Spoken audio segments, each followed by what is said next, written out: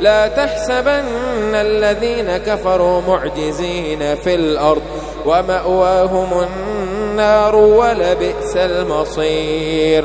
يا أيها الذين آمنوا ليستأذنكم الذين ملكت أيمانكم والذين لم يبلغوا الحلم منكم 3 مرات من قبل صلاة الفجر وحين تضعون ثيابكم من الظهيرة ومن بعد صلاة العشاء 3 عورات لكم ليس عليكم ولا عليهم جناح بعدهن طوافون عليكم بعضكم على بعض كذلك يبين الله لكم الآيات والله عليم حكيم.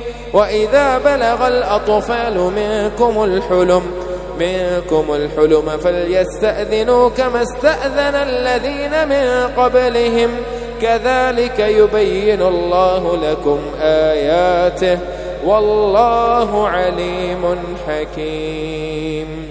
والقواعد من النساء اللاتي لا يرجون نكاحا فليس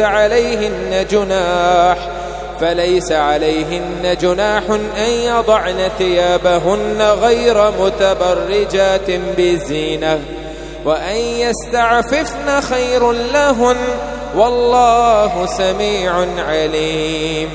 ليس على الأعمى حرج ولا على الأعرج حرج ولا على المريض حرج ولا على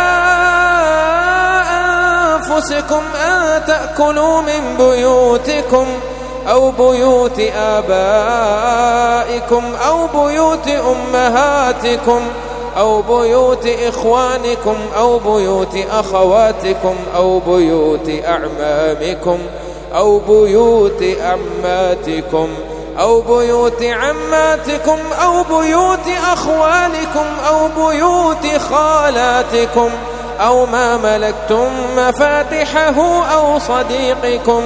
ليس عليكم جناح أن تأكلوا جميعا أو أشتاتا فإذا دخلتم بيوتا فسلموا على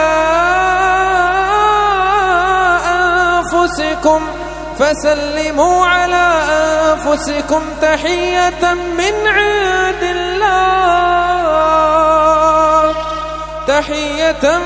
عند الله مباركة طيبة كذلك يبين الله لكم الآيات لعلكم تعقلون. إنما المؤمنون الذين آمنوا بالله ورسوله وإذا كانوا معه على أمر جامع لم يذهبوا حتى يستأذنوه.